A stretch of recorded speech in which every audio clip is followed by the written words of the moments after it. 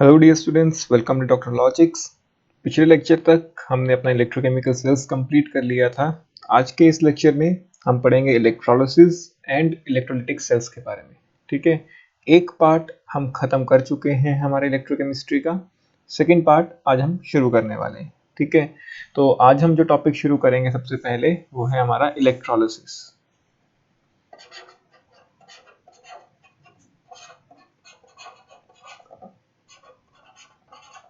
Electrolysis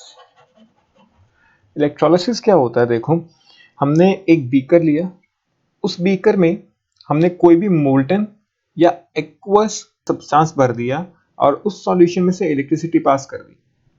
जब हम electricity pass करेंगे तो उस सॉल्यूशन में कोई ना कोई केमिकल चेंज आएगा, और जो भी उस सॉल्यूशन में केमिकल चेंज आ रहा है उसी प्रोसेस को हम क्या बोलते हैं? Electrolysis.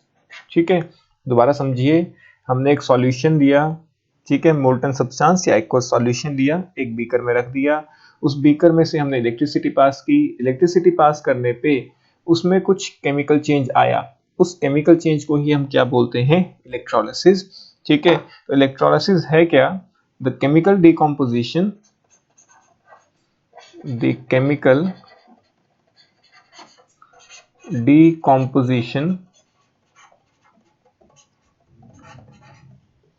of a substance. Chemical decomposition of a substance using electricity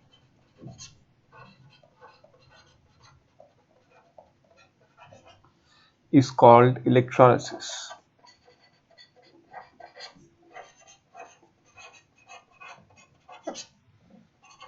ठीक है, बेसिकली हम क्या करते हैं इलेक्ट्रोलिसिस में? हम इलेक्ट्रिकल एनर्जी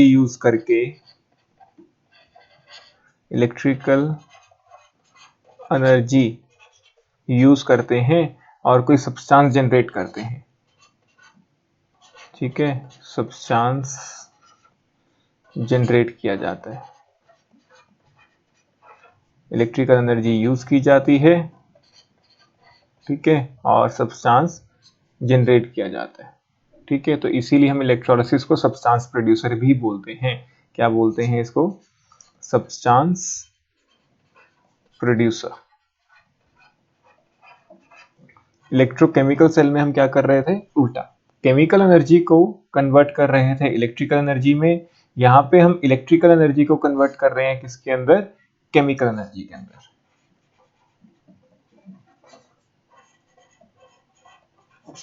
ठीक है, समझ आ गया? एकदम रिवर्स प्रोसेस करने वाले हैं। अगर आप ध्यान से समझें, अगर आपने ध्यान से पढ़ा है इलेक्ट्रोकेमिकल सेल्स में, हमने केमिकल एनर्जी को इलेक्ट्रिकल एनर्जी में कन्वर्ट किया है। यहाँ पे हम उसका रिवर्स प्रोसेस करवाने वाले हैं। एक इलेक्ट्रिकल एनर्जी को यूज करके हम केमिकल एनर्जी जनरेट करेंगे। केमिकल एनर्जी मतलब कि सब्सटेंस जनरेट करेंगे। ठीक है, कोई डाउट? अब इसमें जो सेकंड पॉइंट आपको लिखना है वो लिख लेते हैं। अब इसमें सेकंड पॉइंट लिखिए आप। सेकंड पॉइंट आपके लिए है इसके अंदर, current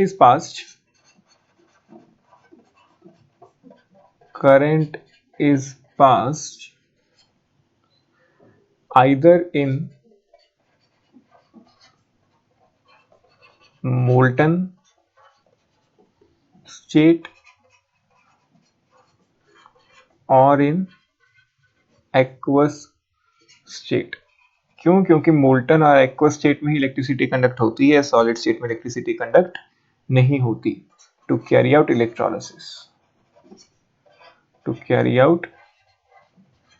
इलेक्ट्रोलिसिस। ठीक है, थर्ड पॉइंट इसमें आपको क्या नोट करना है? इलेक्ट्रोलिसिस इज कैरिड आउट इन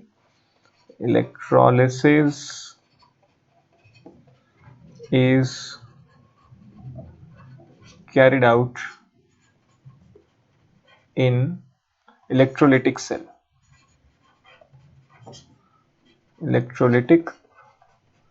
ये जो इलेक्ट्रोलिटिक सेल होता है, इसकी पहचान क्या है? इसमें जो पोलैरिटीज हैं एनोड और कैथोड की, वो रिवर्स हो जाती हैं। इलेक्ट्रोकेमिकल सेल में एनोड कैसा था? नेगेटिव। यहाँ पे एनोड कैसा होता है? पॉजिटिव। इलेक्ट्रोकेमिकल में कैथोड कैसा था? पॉजिटिव। लेकिन यहाँ कैथोड कैसा होता है? नेगेटिव। ठीक है, यहाँ पे जो पोलैरिटीज हैं वो रिवर्स हो जाती हैं। जो इलेक्ट्रोकेमिकल सेल था वहां पे इनडायरेक्ट रिडॉक्स रिएक्शन थी, यहाँ पे क्या है, it involves direct redox reaction. Direct redox reaction, direct redox reaction का मतलब ऑक्सीडेशन और रिडक्शन एक ही बीकर में होगी। वहां पे डिफरेंट बीकर्स में हो रही थी, यहाँ पे सेम बीकर में होती है। ठीक है, कोई डाउट? नोट कर लो इसे, फिर आगे इसका एक एग्जांपल डिस्कस करते हैं। चलो हम एक इसका एग्जांपल डिस्कस करते हैं, electrolysis of molten NaCl। Electrolysis of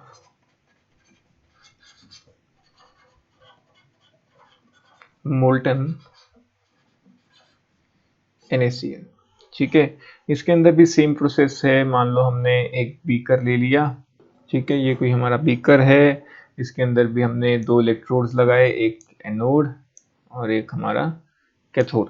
दो इलेक्ट्रोड्स हैं, लेकिन यहाँ पे क्या फर्क है, यहाँ पे हम इलेक्ट्रिकल एनर्जी सप्लाई करेंगे। तो जब हम इसको कनेक्ट करेंगे, एक बैटरी से कनेक्ट करेंगे, अगर ये एनोड है तो यहाँ पे एनोड कैसा होना चाहिए, पॉजिटिवली चार्ज, तो ये positive terminal of the battery से कनेक्टेड है, जबकि जो कैथोड है वो नेगेटिव टर्मिनल से कनेक्टेड होगा।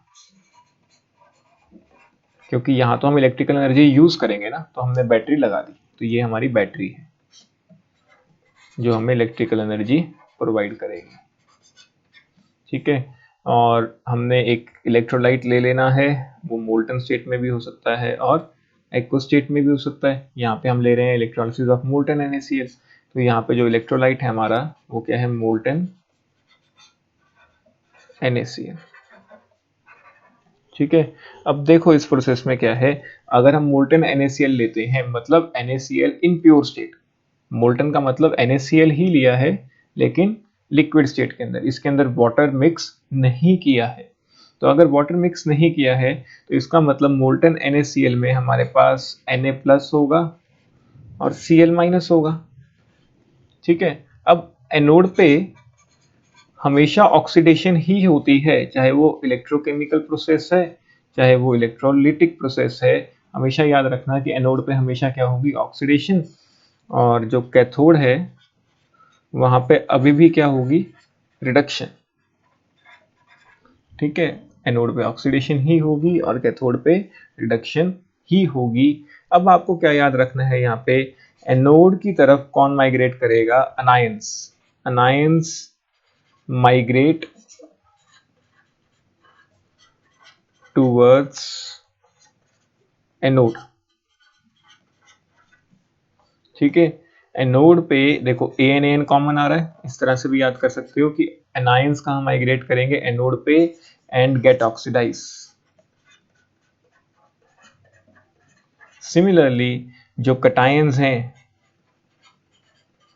वो कहाँ माइग्रेट करेंगे, कैथोड की तरफ, और वहां जाके क्या हो जाएंगे, रिड्यूस। ठीक है, यहाँ पे CAT कॉमन आ रहा है, इस तरह से आप याद कर सकते हो।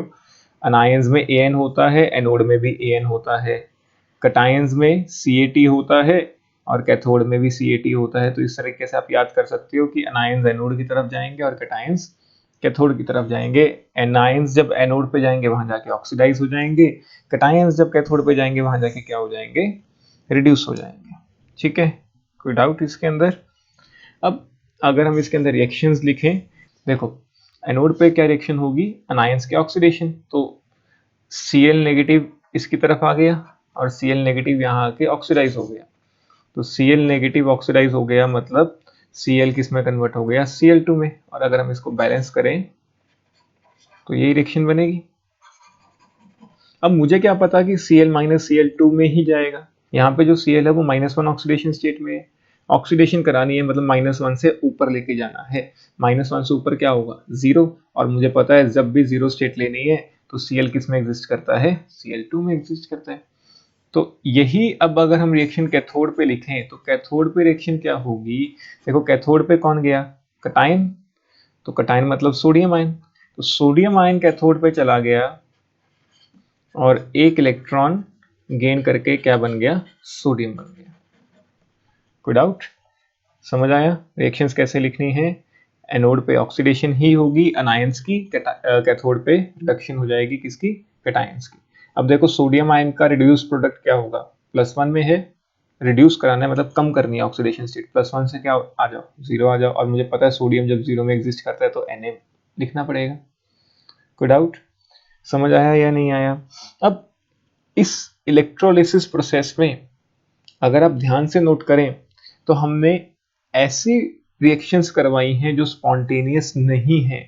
अब देखो जो मेटल्स होते हैं, मेटल्स हमेशा इलेक्ट्रॉन लूज करना पसंद करते हैं, लेकिन हमने यहाँ पे सोडियम आयन को एक इलेक्ट्रॉन गेन करवाया। होता क्या है, जो स्पॉन्टेनियस प्रोसेस है वो ये होता है कि सोडियम एक इलेक्ट्रॉन लूज करता है और सोडियम आयन बनाता है।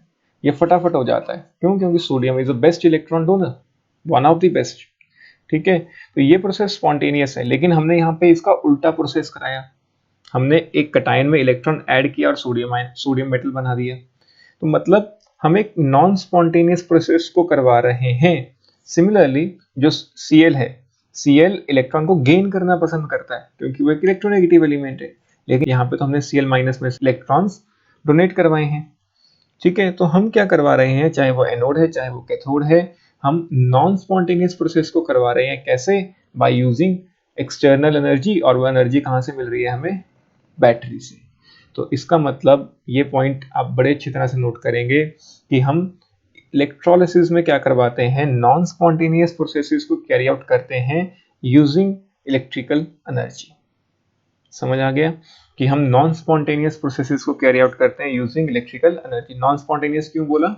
Metals in general electron lose करना पसंद करते हैं, Na फटाफट Na+ में जाना पसंद करेगा, लेकिन हमने यहाँ उल्टा किया, Na+ को Na में कन्वर्ट किया, तो वो एक नॉन स्पॉन्टेनियस प्रोसेस है, और वो हमने कैसे किया है? Using electrical energy. कोई डाउट? समझ आ गया? नोट कर लो इसे। अगला पॉइंट जो आपको इसमें नोट करना है, हम हमेशा यहाँ पे एक डीसी सोर्स यूज करते हैं एज अ एनर्जी सप्लाई। ठीक है, मतलब ये जो बैटरी है, यहाँ पे हमेशा हम कैसी बैटरी यूज करेंगे? DC source. DC source is used, direct current. क्यों? अगर हम ऑल्टरनेटिंग करंट यूज करते हैं तो उसमें क्या दिक्कत है? देखो, ऑल्टरनेटिंग करंट में क्या है, मान लो हमारी रिएक्शन चल रही थी Na++1 इलेक्ट्रॉन गिव्स Na। ठीक है, अब ऑल्टरनेटिंग करंट में क्या होता है, कुछ देर बाद साइकिल रिवर्स हो जाती है, इस तरह से। ऐसे ही होता है ना ऑल्टरनेटिंग करंट।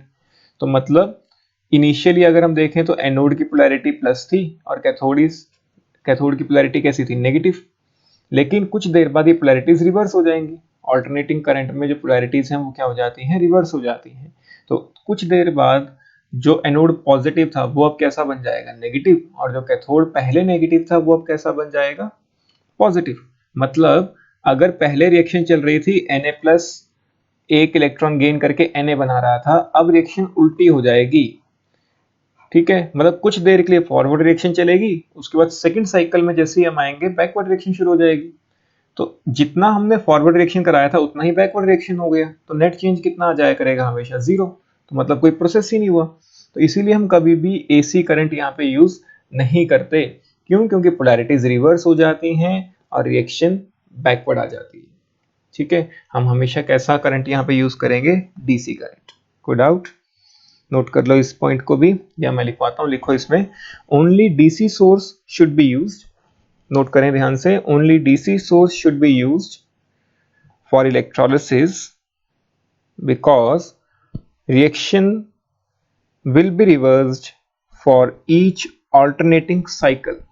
रिएक्शन रिवर्स हो जाएगी, अगर पहले फॉरवर्ड रिएक्शन चल रही थी तो अब वापस बैकवर्ड हो जाएगी जब साइकिल रिवर्स होगी। ठीक है, AC current, hence AC current can not be used. Note कर लिया? दोबारा रिपीट कर रहा हूं, only DC source should be used for electrolysis as reaction will be reversed for each alternating cycle, so AC current cannot be used। ठीक है, अब हम आगे कुछ इसके एग्जांपल्स डिस्कस करते हैं। अब हम शुरू करते हैं इलेक्ट्रोलिसिस का एक मेन टॉपिक, क्वालिटेटिव एनालिसिस। ठीक है, qualitative analysis.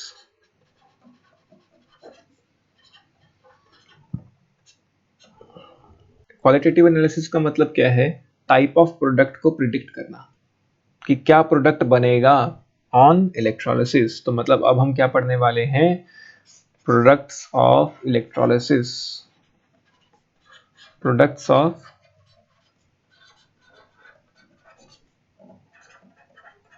Electrolysis.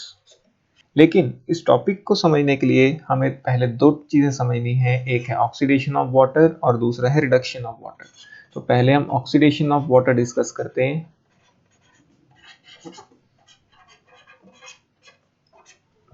Oxidation of water, देखो जब भी हम वाटर की ऑक्सीडेशन करेंगे, ऑक्सीडेशन मतलब इंक्रीज इन ऑक्सीडेशन नंबर, ठीक है। अब यहाँ पे जो वाटर है, वाटर में हाइड्रोजन है +1 में और जो ऑक्सीजन है वो -2 में है, ठीक है।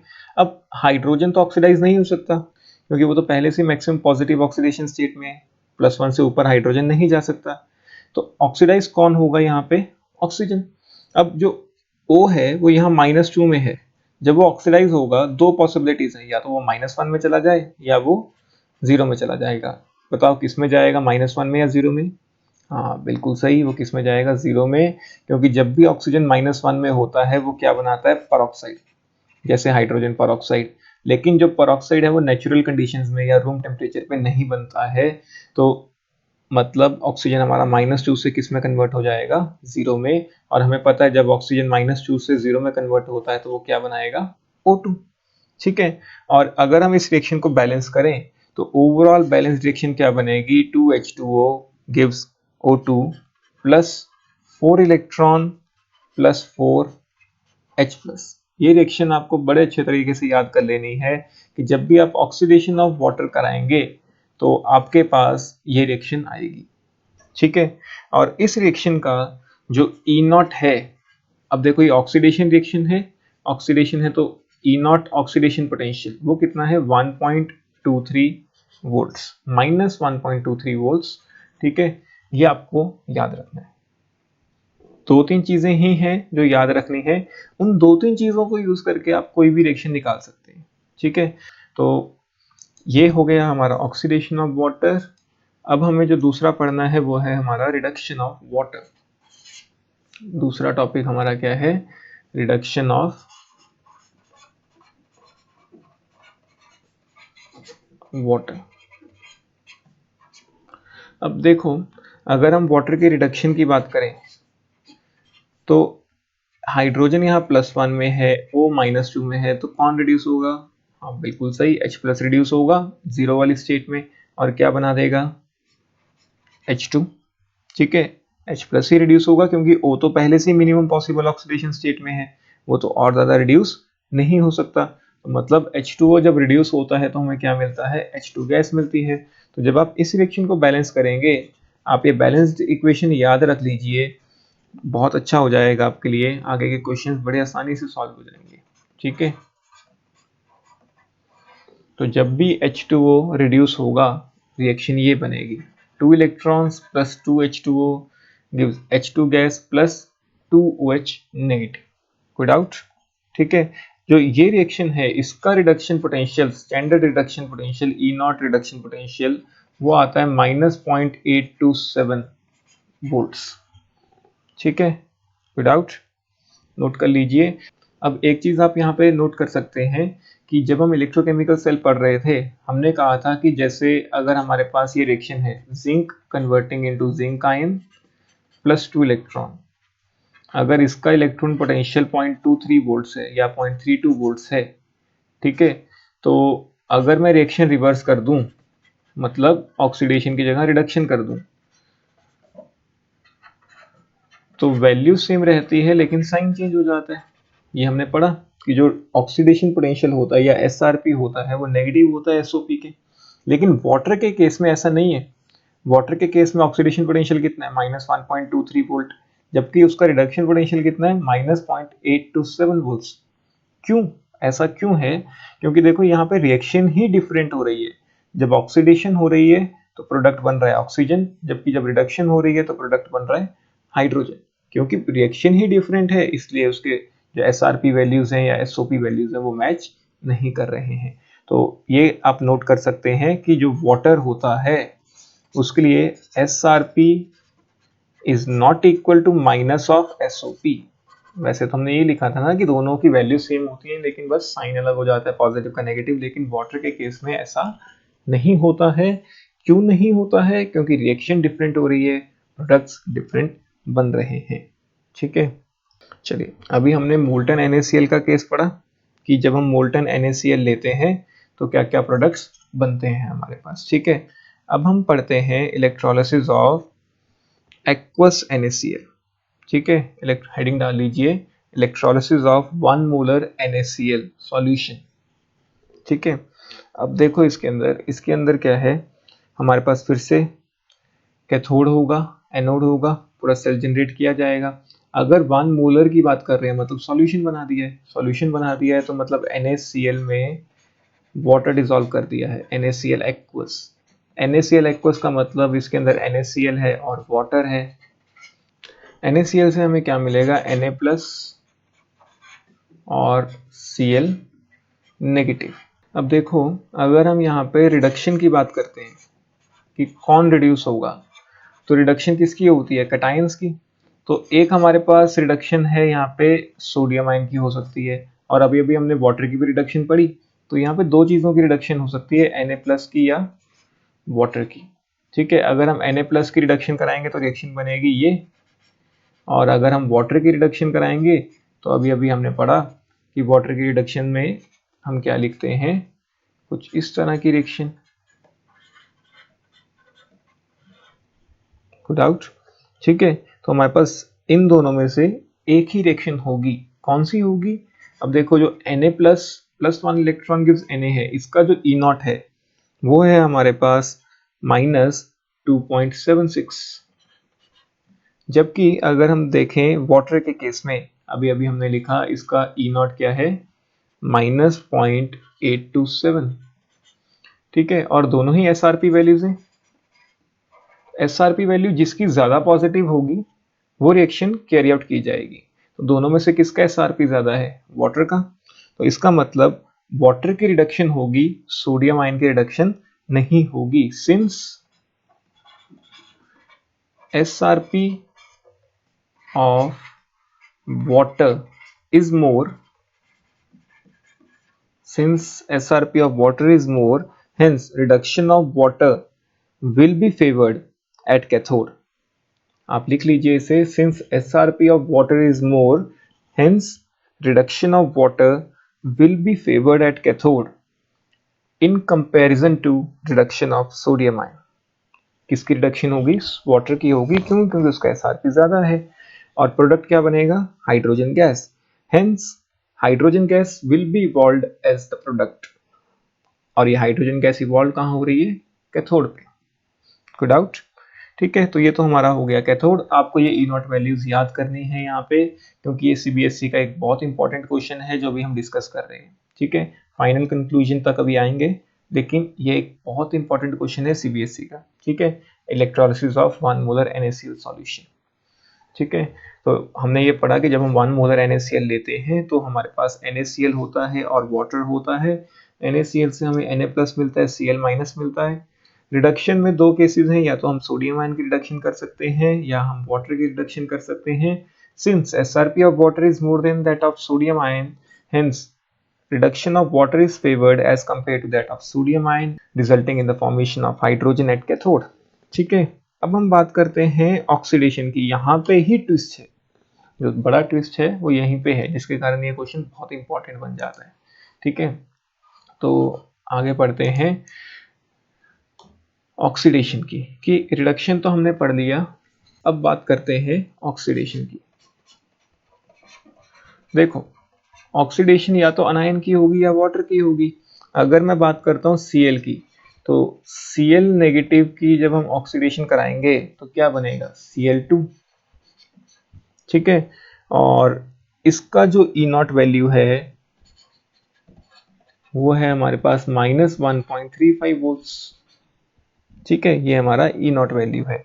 और अगर हम बात करते हैं, इसमें दो इलेक्ट्रॉन का एक्सचेंज आएगा, और अगर हम वाटर का ऑक्सीडेशन करवाएं, 2 moles of water gives O2 plus 4 electron plus 4H plus, यही रिएक्शन लिखवाई आपको। और इसका ई नॉट क्या लिखवाया मैंने आपको, -1.23 वोल्ट्स। अब देखो ये भी ऑक्सीडेशन है, ये भी ऑक्सीडेशन है, तो मतलब दोनों की दोनों वैल्यूज क्या है, एसओपी वैल्यूज हैं। अब इन दोनों में से देखो कि किसका एसओपी ज्यादा है, वाटर का, तो मतलब ऑक्सीडेशन भी किसकी होनी चाहिए, वाटर की होनी चाहिए। सिंस, अब लिखते चलिए, because SOP of water is more, so oxidation of water should favour and oxygen should be liberated at anode. लिख लिया, दोबारा रिपीट करता हूं, because SOP of water is more, hence oxidation of water should favor and oxygen should be liberated at anode। ऐसा होना चाहिए, लेकिन ऐसा नहीं होता है। जो हमारी ऑक्सीडेशन रिएक्शन है वो Cl माइनस की होती है, तो यहाँ तो हमारा कंसेप्ट फेल हो गया। नहीं, कंसेप्ट फेल नहीं हुआ, एक नया कंसेप्ट आया यहाँ पे। वो कंसेप्ट का नाम क्या है, ओवर वोल्टेज या ओवर पोटेंशियल। देखिए क्या होता है, हमारे हिसाब से एक्सपेरिमेंटली हमने देखा कि ये जो रिएक्शन है ये -1.23 वोल्ट पे शुरू हो जानी चाहिए, लेकिन जब हम 1.23 वोल्ट अप्लाई कर देते हैं तब भी ये रिएक्शन शुरू नहीं होती। नहीं होती तो क्या हो गया, और वोल्टेज बढ़ाओ। तो ये ऑब्जर्व किया गया कि जब हम 1.23 वोल्ट अप्लाई कर देते हैं तभी रिएक्शन शुरू नहीं होती, तो वोल्टेज बढ़ाते जाओ। एट द एंड जब आप 1.48 वोल्ट्स पे आते हो तब जाके ऑक्सीजन लिबरेट होना शुरू होता है। तो इन एक्चुअल ये रिएक्शन कहाँ पे होती है, -1.48 वोल्ट्स पे। ये रिएक्शन -1.23 पे नहीं होती, मतलब जो इसका डिफरेंस है एक्सपेक्टेड और एक्चुअल वैल्यू का, वो कितना आ रहा है, 0.25 वोल्ट्स का। ठीक है, रिएक्शन शुरू हो जानी चाहिए थी 1.23 पे, लेकिन हुई कहाँ पे, 1.48 पे। ठीक है, तो 0.25 वोल्ट्स ज्यादा लगे। समझ आया नहीं आया, देखो रिएक्शन शुरू हो जानी चाहिए थी -1.23 वोल्ट्स पे, लेकिन एक्चुअली ये देखा गया है कि जो ऑक्सीजन गैस है ये कब लिबरेट होती है, जब हम 1.48 वोल्ट अप्लाई करते हैं। तो मतलब एक्चुअली इस रिएक्शन को कराने के लिए 0.25 वोल्ट ज्यादा लग रहा है। क्यों लग रहा है, क्योंकि जो ऑक्सीडेशन ऑफ वाटर है रूम टेम्परेचर पे ये एक बहुत ही स्लो प्रोसेस है। ठीक है, इस प्रोसेस को कराने के लिए हमें कुछ एक्टिवेशन एनर्जी सप्लाई करनी पड़ती है, और जो ये एक्स्ट्रा वोल्टेज हम अप्लाई कर रहे हैं ये रिएक्शन को सप्लाई की जाती है in the form of activation energy. दोबारा समझिए, जो ऑक्सीडेशन ऑफ वाटर है ये बहुत ही स्लो प्रोसेस है एट ऑर्डिनरी कंडीशंस। ठीक है, इतनी आसानी से नहीं होता है, तो इस रिएक्शन को करवाने के लिए हमें कुछ एक्टिवेशन एनर्जी सप्लाई करनी पड़ेगी, और जो हम 0.25 एक्स्ट्रा वोल्टेज सप्लाई कर रहे हैं ये एक तरह की एक्टिवेशन एनर्जी है जो रिएक्शन को सप्लाई की जा रही है। ठीक है, और इसी वोल्टेज को, जो एक्स्ट्रा वोल्टेज लग रही है 0.25 वोल्ट्स, इसको हम बोलते हैं ओवर वोल्टेज। इसको हम क्या बोलते हैं, ओवर वोल्टेज या ओवर पोटेंशियल। तो अब देखो एक्चुअली अगर हम देखें तो रिएक्शन कहाँ पे हो रही है, 1.48 वोल्ट पे। तो अब -1.48 और -1.35 कौन ज्यादा पॉजिटिव है, Cl। तो इसीलिए जो रिएक्शन होती है वो किसकी होती है, ऑक्सीडेशन ऑफ क्लोराइड आयन। तो एक्चुअल में हमें ऑक्सीजन गैस नहीं मिलती, हमें क्या मिलती है, Cl2 गैस। तो रिडक्शन तो वाटर की ही होती है, लेकिन ऑक्सीडेशन किसकी होती है, क्लोराइड की, resulting in the liberation of chlorine gas at anode. ठीक है, तो ये एक बहुत बहुत इंपॉर्टेंट पॉइंट है, इसको अच्छे से नोट करें। देखो उसके आगे ही नोट कर लो जो हमने पहले लिखा था। ठीक है, उसके आगे ही नोट कर लो, मैं डिक्टेट कर रहा हूं, आप लिखिए। But oxidation of water is a slow process at room temperature. Oxidation of water is a slow process at room temperature and requires activation energy which is supplied in the form of voltage from the battery, which is supplied in the form of voltage from the battery. So the extra voltage required to start the oxidation of water is known as over potential or over voltage. ठीक है, कोई doubt, आगे लिखिए, due to this over voltage of oxygen. अब देखो ये जो over voltage है हम इसको कैसे बोलते हैं, ओवर वोल्टेज ऑफ ऑक्सीजन। ठीक है, तो लिखें इसमें due to this over voltage of oxygen oxidation of water will not favour. क्यों? क्योंकि अब तो ध्यान से देखो तो ई नॉट किसका ज्यादा पॉजिटिव हो गया, क्लोराइड का, तो वही फेवर करेगा। ठीक है, तो ये बहुत इंपॉर्टेंट क्वेश्चन है सीबीएसई में कि अगर हम 1 मोलर NaCl लेते हैं, एक्सपेक्टेड ये है कि वाटर की ऑक्सीडेशन हो, ऑक्सीजन गैस लिबरेट हो, लेकिन एक्चुअल में क्लोरीन गैस मिलती है। क्यों? Because of over voltage of oxygen. Over voltage क्या है, क्यों होता है, ये हम सब लिख चुके हैं कि वो जो एक्स्ट्रा वोल्टेज है वो हमें एक्टिवेशन एनर्जी की फॉर्म में सप्लाई करना पड़ता है। ठीक है, कोई डाउट? तो अगर हम इसको कंबाइन करें, हमने दोनों रिएक्शंस पढ़ ली कि एनोड पे कौन सी रिएक्शन हो रही है और कैथोड पे कौन सी रिएक्शन हो रही है। देखो, हमने पढ़ा कि जो हमारा कैथोड है, कैथोड पे जो हमारी रिएक्शन हो रही है वो हो रही है 2 moles of water liquid gaining 2 electrons converting into H2 gas plus 2 OH negative aqueous. और जो एनोड पे रिएक्शन हो रही है वो क्या हो रही है, 2Cl minus aqueous converting into Cl2 plus 2 electron. अगर आप इसको प्रॉपरली बैलेंस करो, इलेक्ट्रॉन्स कैंसिल करके जो हमने बैलेंसिंग सीखी है, तो आपके पास रिएक्शन बन जाएगी 2Cl minus plus 2H2O liquid converting into H2 gas plus Cl2 gas plus 2OH negative.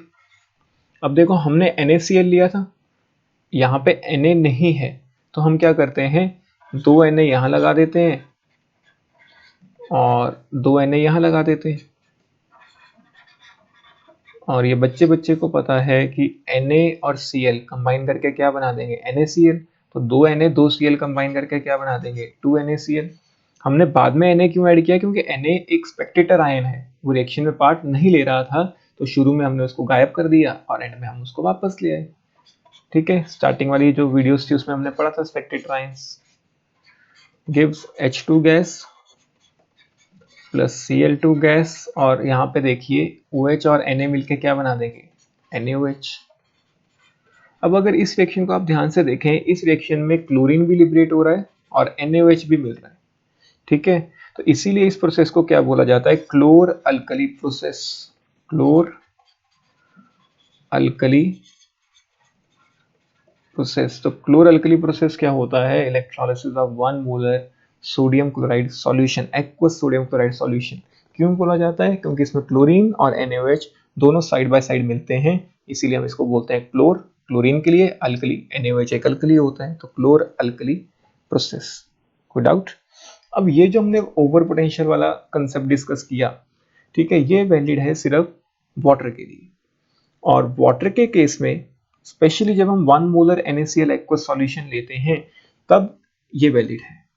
लेकिन अगर हम 1 मोलर ना लें, 2 मोलर लें या 1 से कम लें, NaCl की जगह अगर और कुछ लें, H2SO4 एक्वस एसिडिफाइड वाटर लें, ठीक है, एक्वस लेड क्लोराइड लें, तब आपको प्रोडक्ट्स कैसे प्रिडिक्ट करने हैं बिना ई नॉट वैल्यूज के। यहाँ तो ई नॉट वैल्यूज आपको क्यों लिखवाई, क्योंकि एक सीबीएसई का क्वेश्चन है और एक थियोरेटिकल क्वेश्चन है जो बहुत इंपॉर्टेंट है, तो आपको ई नॉट साथ में लिखनी है वहाँ पे।